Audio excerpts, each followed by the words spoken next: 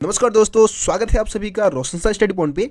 और आज की इस वीडियो में हम देखने वाले हैं 12th क्लास हिस्ट्री का टेस्ट पेपर कह दो या फिर आप सैम्पल पेपर कह दो, क्योंकि ये पूरी तरीके से सीबीएसई पैटर्न के अकॉर्डिंग मैंने तैयार किया है, जो कि अभी आप लोगों का बोर्ड का एग्जाम होने वाला है उसके लिए। ठीक है, तो ये जो टेस्ट पेपर है या सैम्पल पेपर जो है ये सेकेंड है। इससे पहले एक और टेस्ट पेपर मैं आप लोगों के लिए अपलोड कर चुका हूँ। ठीक है, अब देखिए आज का ये पेपर थोड़ा सा हार्ड रहने वाला है, तो वो तो भाई देखने के बाद ही पता चलेगा। आप लोगों ने अगर जमकर स्टडी कर रखी है तो आप लोगों के लिए भाई कुछ भी हार्ड नहीं है, सारा आसान है।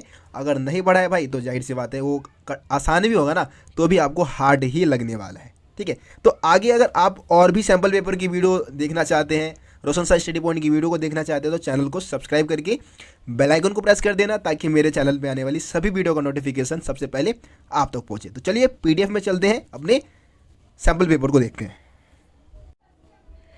सो प्यारे बच्चों, अब हम आ चुके हैं अपने सैम्पल पेपर के अंदर। ठीक है, सैम्पल पेपर नंबर 2 है आपका। दिशा निर्देश आप लोग खुद पढ़ ले। पिछली वीडियो में भी मैंने आप लोगों को बता दिया था पेपर का क्या फॉर्मेट रहेगा, क्या पैटर्न रहेगा, है ना। आपको पता है कि 1 से लेकर 21 तक तो भाई एमसीक्यू रहने वाले हैं, बाकी आपके 8 मार्क्स 3 मार्क्स के क्वेश्चन वगैरह है, तो आप लोग इसको खुद से रीड कर लीजिए। अब हम सीधा अपना जो भी एमसीक्यू है उसको सॉल्व करते हैं, फिर उसके बाद लॉन्ग क्वेश्चन आंसर को भी हम सॉल्व करेंगे। पहला क्वेश्चन दिया गया है, रॉयल इंडियन नेवी जो नेवी है, शाही भारतीय नौसेना, इसका विद्रोह कब हुआ था, इन्होंने कब विद्रोह किया था। तो इसका आपका सही आंसर होगा ऑप्शन मतलब थोड़ा आगे पीछे हो गया, ऑप्शन सी 1942 42 कह रहा हूँ 46 में। ठीक है, 1946 में रॉयल इंडियन नेवी का विद्रोह हुआ था। उसके बाद क्वेश्चन नंबर 2 है कि भारत में 1946 में अंतरिम सरकार के अध्यक्ष थे। तो अंतरिम सरकार के अध्यक्ष कौन थे, जो मतलब उस समय हमारे देश में ब्रिटिश का ही राज था, लेकिन उस समय अंतरिम सरकार बनाई गई थी। ठीक है, तो उसमें अध्यक्ष जो थे वो है जवाहरलाल नेहरू थे। ठीक है, दूसरे का ऑप्शन ए हो जाएगा आपका। उसके बाद क्वेश्चन नंबर 3 क्या दे रखा है, साइमन कमीशन के विरुद्ध अखिल भारतीय अभियान चला। मतलब साइमन कमीशन वापस जाओ का नारा भी लगा था, साइमन कमीशन को भारत से वापस भेजना चाहते थे। तो ये अभियान कब चलाया गया था, है ना। आपको ये डेट बताना है, तो ऑप्शन ए दे रखा है 1928, option B 1929, option C 1930, option D 1931। मैं चाहता हूँ कि इस क्वेश्चन का आंसर आप लोग मेरे को कमेंट में जरूर बताएं। ठीक है, थोड़ा सा आपका भी इंटरेस्ट इस वीडियो में रहेगा, तो एक आध क्वेश्चन और मैं आगे आप लोगों से पूछने वाला हूँ कमेंट में, तो आप आंसर देने के लिए तैयार रहें। ठीक है, अगला क्वेश्चन है क्वेश्चन नंबर 4, गांधी जी की दांडी यात्रा से कौन सा आंदोलन आरंभ हुआ था। देखिए, गांधी जी ने 3 राष्ट्रव्यापी आंदोलन चलाए थे।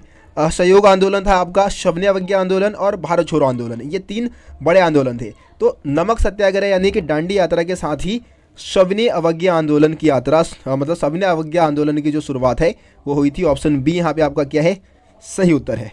उसके बाद क्वेश्चन नंबर 5 देखते हैं।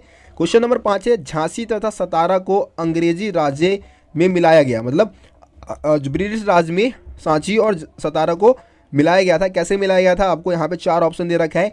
ऑप्शन ए है दत्तकता को अवैध घोषित करके, ऑप्शन बी है शासकीय दुर्बलता के आधार पर, ऑप्शन सी है अंग्रेजी शासन का समर्थन न करने पर, ऑप्शन डी उपरोक्त सभी। तो देखिए, इन दोनों इलाकों को मिलाया गया था दत्तकता को अवैध घोषित करके। दत्तकता का मतलब मैंने आप लोगों को पहले ही बताया था, दत्तकता का मतलब होता है गोद लिए हुए पुत्र को कहीं ना कहीं उत्तराधिकारी बनाना, है ना। तो दत्तकता को अवैध घोषित करने का मतलब ये था कि अब गोद लिए हुए पुत्र को यहाँ के जो राजा थे वो अपना उत्तराधिकारी उस बच्चे को नहीं बना सकते थे, है ना, उस राजकुमार को नहीं बना सकते थे जिसको उन्होंने गोद लिया था।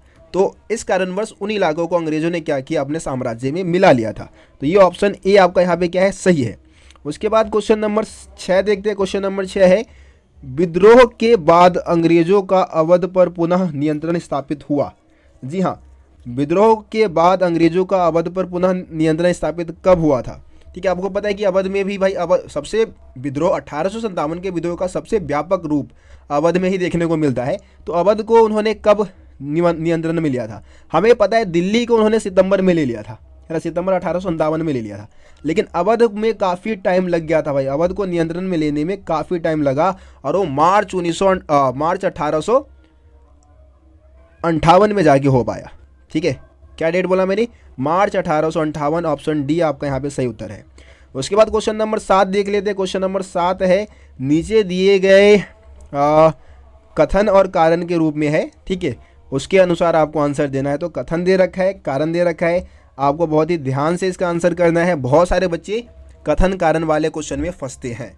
ठीक ठीक है, देखिए कथन है कि अलवार और नैनार संतों ने जाति प्रथा व ब्राह्मणों की प्रभुत्ता के विरोध में आवाज़ उठाई। बिल्कुल भाई, ये काम तो इन्होंने अलवार और नैनार संतों ने किया था, हमें मालूम है, तमिलनाडु के थे, है ना। अलवार विष्णु के और नैनार शिव के भक्त थे। अब कारण क्या था कि भक्ति संत विभिन्न समुदाय से थी, जैसे ब्राह्मण, शिल्पकार, किसान, अन्य निम्न मानी जाने वाली जातियाँ। बिल्कुल भाई, ये जो अलवार और नैनार संत जो थे वो अनेक वर्गों से आए थे, ब्राह्मण, शिल्पकार, किसान, सभी वर्गों से आए थे। और इससे समझ में आता है कि उन्होंने ब्राह्मणीय वर्चस्व के खिलाफ भी आवाज़ उठाया था। तो देखिए रिलेशन देखेंगे ना आप दोनों में, तो दोनों में रिलेशन है। और इस अकॉर्डिंग अगर हम देखें तो कथन और कारण दोनों सही है। और हम ये भी बता सकते हैं कि जो कारण है वो कथन का सही स्पष्टीकरण भी करता है। यहाँ पे ऑप्शन ए आपका क्या हो जाएगा, सही हो जाएगा। मैं ज़्यादातर ये देख रहा हूँ कि कथन कारण वाले में ना ये वाला जो ऑप्शन होता है, कथन और कारण दोनों सही है और कारण कथन का सही स्पष्टीकरण करता है, ये सही उत्तर होता है। लेकिन फिर भी आपको अपने बुद्धि का इस्तेमाल करना है ना भैया, आप बेवकूफ़ थोड़ी नहीं है, आप अपना दिमाग भी लगाएंगे। मान लो कि यार कहीं कोई कारण या कथन दोनों गलत दे रखा है तो ठीक है, तो थोड़ा सा अपना दिमाग लगाए। उसके बाद है मैनचेस्टर कॉटन कंपनी बनी। जो मैनचेस्टर में जो कॉटन कंपनी की स्थापना की गई थी वो कब की गई थी, ठीक है। तो देखिए आप लोग ना, मैं बता देता हूँ, चैप्टर हिंट दे देता हूँ आपको। ये जो क्वेश्चन है वो चैप्टर नंबर 10 का है, ठीक है, चैप्टर नंबर 10 का है। और फिर कपास में तेजी आई, एक टॉपिक दे रखा है चैप्टर नंबर 10 में, फिर कपास में तेजी आई। वहाँ पे आपको इसके बारे में मिल जाएगा। कमेंट में बताओ भाई, कमेंट में इसका आंसर बताओ तुम लोग, ठीक है। थोड़ा मेहनत करो ना यार तुम लोग भी, सारा कुछ मैं ही बताऊंगा क्या। चलो देखो क्वेश्चन नंबर 10 है, दक्कन के देहाती इलाकों में अकाल आया। मतलब दक्कन के जो देहाती इलाके थे उसमें अकाल कब पड़ा था। तो देखो दक्कन में आपको पता है 1820 के दशक में रैयतवारी बंदोबस्त लागू किया गया था और उसके कुछ साल बाद ही वहाँ पे अकाल पड़ा था। तो ये 32 से 34 के बीच में, ऑप्शन सी क्या होगा, सही है। 32 से लेकर 34 के बीच में दक्कन के इलाकों में अकाल पड़ा था, ठीक है। उसके बाद क्वेश्चन नंबर 10 से अहोम राजा का संबंध था। अहोम राजा का संबंध कहाँ से था, मध्य प्रदेश से, आंध्र प्रदेश से, उड़ीसा से या फिर असम से। तो देखिए इनका जो संबंध था वो था असम से, असम के थे अहोम राजा, ठीक है। उसके बाद क्वेश्चन नंबर 11 है, मध्यकाल में जमींदारों की विस्तृत व्यक्तिगत जमीन कहलाती थी। जो जमींदारों की जो विस्तृत व्यक्तिगत जमीनें थी उसको मध्यकाल में क्या कहा जाता था, मिल्कियत कहा जाता था, पायक कहा जाता था, महाल कहा जाता था या फिर असर कहा जाता था, क्या कहते थे। तो इसको बोलते थे मिल्कियत। मिल्कियत का मतलब ही होता है अधिकार, जिस पे आपका अधिकार हो, ठीक है, तो ये होता था। उसके बाद अथवा मतलब फिर से कथन और कारण वाला क्वेश्चन आ गया हमारे पास। देखिए क्या दे रखा है पॉइंट, हम पढ़ते हैं एक बार। पहले हम कथन को पढ़ लेते। कथन है, दुर्ग को एक ऊंचे स्थल पर बनाया गया, ठीक है। तो आपको पता है कि हड़प्पा सभ्यता में जो दुर्ग था वो ना ऊंचे स्थल पे बनाया जाता था। भाई ये तो बिल्कुल सही है। कथन ये कारण होगा, है ना। कारण क्या दे रखा है, कारण दे रखा है कि दुर्ग की संरचना एक कच्ची ईंटों के चबूतरे पर बनी थी। तो ये भी बिल्कुल सही है कि भाई दुर्ग की जो संरचनाएं थी ना वो कच्ची ईंटों के चबूतरे पर बनाई गई थी। लेकिन इसका सही स्पष्टीकरण भाई यहाँ पे मेरे को लग नहीं रहा है, जहाँ तक मैं अपना अनुभव बताऊँ तो मेरे हिसाब से भाई यहाँ पे रिलेशन दोनों में नहीं लग रहा है। लेकिन हाँ, दोनों में दुर्ग की बात हो रही है, ठीक है, दोनों में दुर्ग की बात तो हो रही है, लेकिन रिलेशन थोड़ा सा नहीं लग रहा है मेरे को, ठीक है। तो मेरे हिसाब से ना भाई यहाँ पे आपका जो ऑप्शन मैं बता दूँ, कथन और कारण दोनों सही है, लेकिन जो कारण है वो कथन का सही स्पष्टीकरण नहीं करता है। मेरे हिसाब से यहाँ पे ऑप्शन सी भाई आपका सही उत्तर होना चाहिए। बाकी अगर आप भाई कुछ और आंसर इसमें करना चाहते हैं तो आप कमेंट में बता सकते हैं। मेरे हिसाब से ऑप्शन सी आपका क्या है, सही है, ठीक है। 13 देख लेते हैं। क्वेश्चन नंबर 13 है, जातक कथाएं जिस महापुरुष से संबंधित है वह है। जातक कथाओं का संबंध किस महापुरुष से है, तो जातक कथाओं का संबंध जो है वो महात्मा बुद्ध से है, ठीक है। ऑप्शन ए आपका यहाँ पे क्या है, सही है। उसके बाद क्वेश्चन नंबर 14 है, हर्षचरित की रचना किसने की। जो हर्षचरित जो ग्रंथ है उसकी रचना किसने की, तो इसको लिखा था बाण भट्ट ने। किसने लिखा था, बाण भट्ट। जो हमारे हर्षवर्धन जो कन्नौज के शासक थे, तो कन्नौज के जो शासक थे उनकी जीवनी लिखी थी, उनके दरबारी लेखक थे बाण भट्ट, और बाण भट्ट ने हर्षचरित की रचना की थी, ठीक है। उसके बाद फिर से कथन और कारण वाला क्वेश्चन आ गया है। कथन क्या है कि ब्राह्मणों ने लोगों को यह विश्वास दिलाने का प्रयत्न किया कि उनकी प्रतिष्ठा जन्म पर आधारित है। ठीक है, तो ये बात बिल्कुल सही है, ये विश्वास तो उन्होंने दिलाया था। अब कारण क्या दे रखा है कि ब्राह्मणों का यह मानना था कि यह व्यवस्था जिनमें उन्हें पहला दर्जा प्राप्त है एक दैवीय व्यवस्था है। तो भाई ये भी सही है। ठीक है, ये भी क्या है हमारा सही है कि भाई ब्राह्मणों का यह भी मानना था कि यह व्यवस्था जो है उनमें पहला दर्जा उनको स्थान है प्राप्त है और ये एक दैवीय व्यवस्था है, ये भी उन्होंने बात कही थी। लेकिन देखो यहाँ पे भी क्या है कि मेरे हिसाब से दोनों में रिलेशन कोई बन नहीं रहा है, कारण जो है वो सही स्पष्टीकरण तो नहीं दे रहा है भाई। ठीक है, तो दोनों सही है, वैसे जैसे सही दोनों है। तो यहाँ पे मैं आपको बता देता हूँ सही ऑप्शन,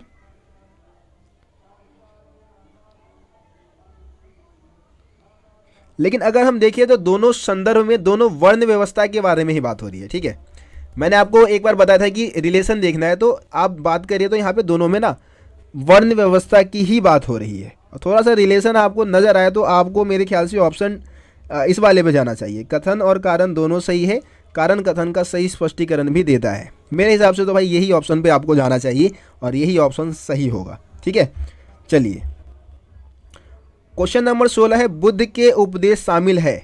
बुद्ध के उपदेश किस में शामिल है? तो बुद्ध के उपदेश को सुत्त पिटक में शामिल किया गया है। ठीक है, सुत्त पिटक में। अब सुत्त पिटक आपको पता है भाई, जो हमारे बौद्ध ग्रंथ है, बौद्ध ग्रंथ 3 भागों में थे, है ना, विनय पिटक, सुत्त पिटक और आपका एक अभिधम्म पिटक है। तो उसमें से सुत्त पिटक में गौतम बुद्ध के उपदेशों का वर्णन किया गया है। उसके बाद क्वेश्चन है, कलकत्ता में इंडियन म्यूजियम की स्थापना कब हुई? कलकत्ता में इंडियन म्यूजियम की स्थापना कब की गई थी? तो ऑप्शन ए है 1614, ऑप्शन बी 1814, ऑप्शन सी 1714 या फिर ऑप्शन डी 1914। जी हाँ, इसका क्या आंसर होगा तो कमेंट में बताओ भाई। 3 क्वेश्चन मैंने पूछा आप लोगों से। ठीक है, तीनों क्वेश्चन का आंसर आप लोग कमेंट में बता सकते हैं। बाकी मैं आगे 3 क्वेश्चन और बचे हैं, 3-4, उसका आंसर मैं आपको बता देता हूँ। बाकी आप लोग कोशिश करें इस क्वेश्चन का भी आंसर आप कमेंट में बताएं, गूगल पे भी आपको मिल जाएगा। ठीक है, चलिए। बाकी कुछ बच्चे बोलेंगे कि भैया आप टफ क्वेश्चन का आंसर ही हमसे पूछते हो, क्योंकि ऐसे कमेंट बहुत बार मेरे को सुनने को मिले। भाई देखो, थोड़ा सा आप भी मेहनत करो ना यार, आप भी थोड़ा टाइप करो, कमेंट में बताओ, है ना, पार्टिसिपेट करो आप इसमें। ठीक है, चलिए अगला क्वेश्चन देखते हैं। क्वेश्चन नंबर 18 दे रखा है कि कृष्णदेव राय द्वारा लिखित कृति थी, मतलब कृष्णदेव राय ने किस कृति की रचना की थी? तो ये है आपका अमुक्त मल्यद, अमुक्त मल्यद। ठीक है, ये आपका यहाँ पे आंसर होगा। तो तेलुगु भाषा में लिखी गई थी ये, मैं आपको बता देता हूँ, तेलुगु भाषा में इसकी रचना की गई थी। भाषा आपके पेपर में पूछ सकते हैं भाई किस भाषा में था ये ग्रंथ। उसके बाद क्वेश्चन नंबर 19 है, विजयनगर साम्राज्य में कितने वंश का शासन रहा? तो विजयनगर साम्राज्य में कुल मिला के 4 वंशों ने शासन किया था, है ना। एक तो आपका संगम है ना, संगम सही से लिखने में बनता नहीं है वैसे, संगम है, सुलभ है, तुलुभ है और आराविदु है। ठीक है, संगम, सुलभ, तुलुभ, आराविदु, ये 4 वंशों ने वहाँ पे शासन किया था। 20वां क्वेश्चन है, अकबरनामा जिल्द में रचा गया, कितने जिल्द में था भाई अकबरनामा? तो अकबरनामा के टोटल थे 3 जिल्द। ठीक है, 3 जिल्द थे। उसके बाद है, जिल्द मतलब होता है भाग, कितने भाग थे, तो 3 भाग थे अकबरनामा के। उसके बाद है, मुगल साम्राज्य में भू राजस्व वसूलने वाला अधिकारी जिस नाम से जाना जाता था वह है, मतलब मुगल साम्राज्य में जो भू राजस्व वसूलने वाला अधिकारी था उसको हम किस नाम से जानते थे? कानूनगो, सरकार, पाहिकास्त या फिर अमील गुजार। ठीक है, तो देखिए भू राजस्व वसूलने वाले को हम अमील गुजार बोलते थे। ठीक है, तो अमील गुजार का काम होता था क्या? राजस्व वसूलने का। ठीक है, ऑप्शन डी आपका क्या हो जाएगा यहाँ पे, सही हो जाएगा। चलिए अब हम 3 मार्क्स वाले क्वेश्चन को देख लेते हैं। थोड़ा सा शॉर्ट में आपको चीज़ें समझाऊंगा, बस आप क्वेश्चन को समझे।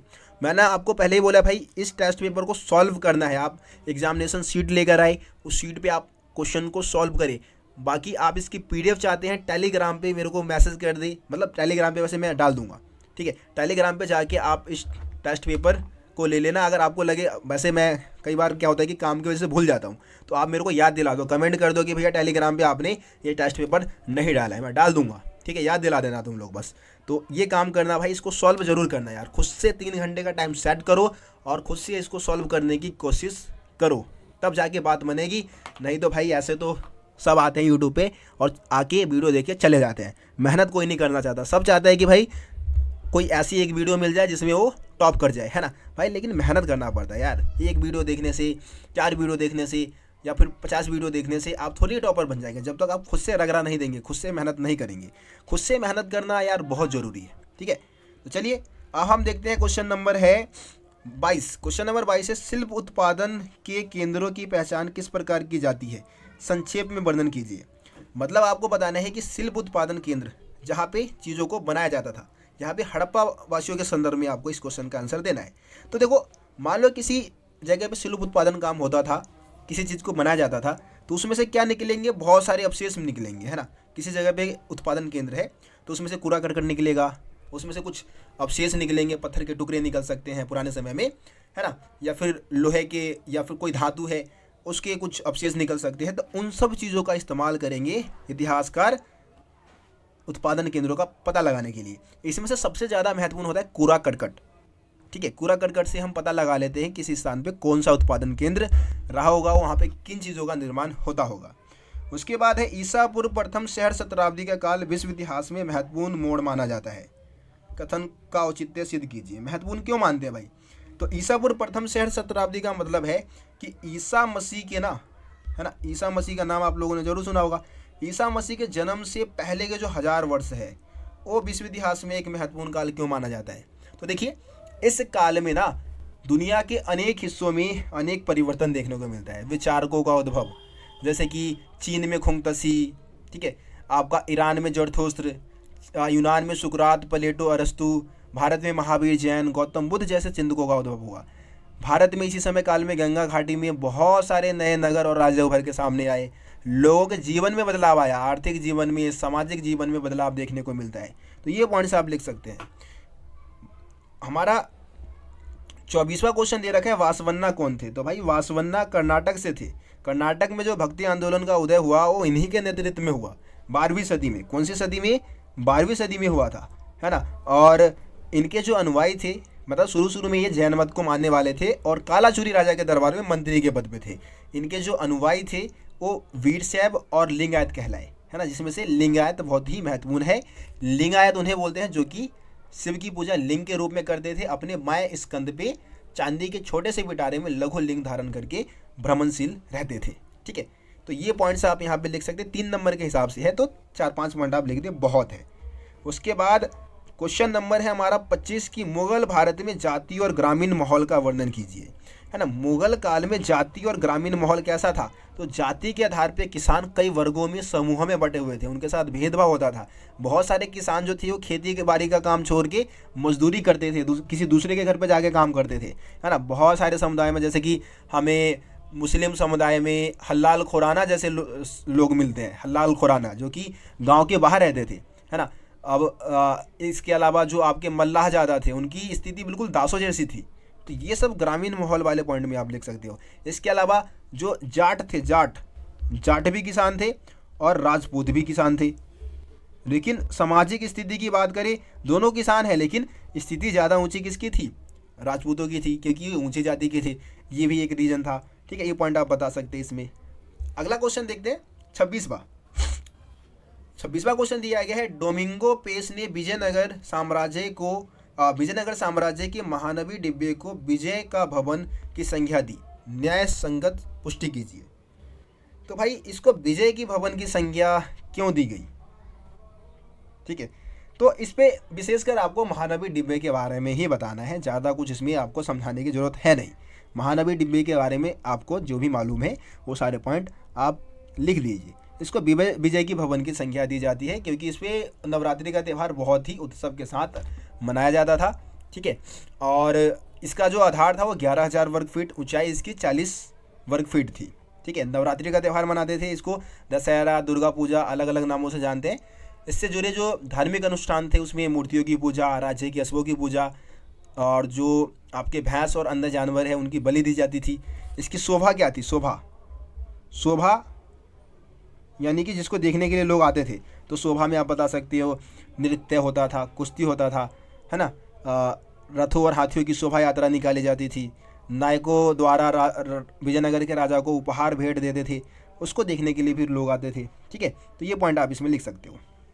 क्वेश्चन नंबर 27 है, यह गिलास फल एक दिन हमारे मुंह में आ गिरेगा।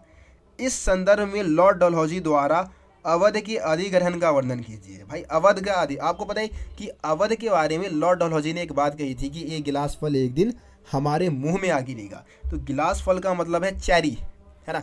चेरी जितना महत्वपूर्ण बताया था, चेरी एक फल होता है, उसके जितना महत्वपूर्ण अवध को उन्होंने माना था, क्योंकि अवध की जो ज़मीन थी ना वो कपास की खेती के लिए बहुत ही ज़्यादा, कपास नील की खेती के लिए उपयुक्त थी। ठीक है, तो इसलिए अवध पे वो कब्जा करना चाहता था और इसीलिए उसने मतलब 1801 में ही, वैसे अवध में ना सहायक संधि 1801 में थोपी गई थी, लेकिन 1856 आते आते तक इसका अधिग्रहण कर लिया गया था। ठीक है, तो वहाँ के जो शासक थे नवाब वाजिद अली शाह, उनके ऊपर कुप्रशासन का आरोप लगाया। ठीक है, और उनको कलकत्ता निष्कासित कर दिया था और वहाँ पे अवध पे कब्जा कर लिया था। ठीक है, तो ये स्टोरी आप बता सकते हैं इसमें। उसके बाद है, भारत छोड़ो आंदोलन सही मायने में जन आंदोलन था।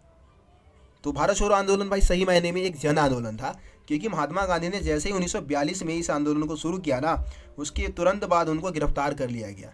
लेकिन ये आंदोलन रुका नहीं, क्योंकि इसमें हज़ारों की संख्या में महिला पुरुष जो छात्र थे उन्होंने इस आंदोलन में पार्टिसिपेट किया था। विशेषकर जयप्रकाश नारायण जो नेता थे, उन्होंने जयप्रकाश नारायण, उन्होंने इस आंदोलन में महत्वपूर्ण भूमिका निभाई थी, है ना। बहुत सारे छात्रों ने जेल का रास्ता अपनाया। ठीक है, करो या मरो का नारा था इस आंदोलन का भाई। तो लाखों की संख्या में आम नागरिकों ने इस आंदोलन को आगे बढ़ाया था। इसी कारणवश इसको हम जन आंदोलन की संज्ञा देते हैं। ठीक है, तो ये पॉइंट्स आप यहाँ पे लिख सकते हैं। उसके बाद क्वेश्चन नंबर 8 है, संविधान सभा ने भाषा के विवाद को हल करने के लिए किस प्रकार का रास्ता निकाला था। ठीक है, भाषा के मुद्दे पर भाई बहुत ज़्यादा आपको पता है डिबेट चला था हमारे संविधान सभा में। एक तो हिंदुस्तानी भाषा को गांधी जी भी सपोर्ट करते थे, जो कि हिंदी और उर्दू का मेल से बना हुआ था। लेकिन जैसे जैसे जो आपका हिंदू है और मुसलमानों के बीच में फासला बढ़ रहा था, वैसे वैसे जो हिंदी भाषा थी ना, हिंदुस्तानी भाषा, उसमें बहुत सारे परिवर्तन देखने को मिल रहा था।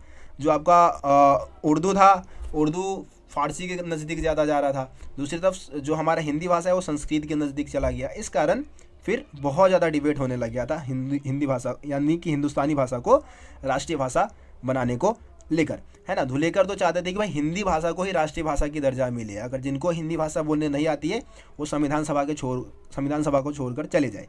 तो फॉर्मूला क्या विकसित किया गया था कि हम क्या करेंगे, हिंदी भाषा को राष्ट्रीय भाषा बनाने के लिए धीरे धीरे आगे बढ़ेंगे। पहले 15 वर्ष तक हम क्या करेंगे, सरकारी कामकाज के लिए अंग्रेजी भाषा का इस्तेमाल करेंगे और हिंदी जो होगी ना वो राजकीय भाषा होगी। लेकिन हर एक राज्य को अपनी मर्जी से प्रशासनिक काम के लिए एक भाषा चुनने का अधिकार होगा। ये आप पॉइंट्स यहाँ पे लिख सकते हैं। उसके बाद है, भारतीय स्वतंत्रता आंदोलन में नमक यात्रा के महत्व का मूल्यांकन कीजिए।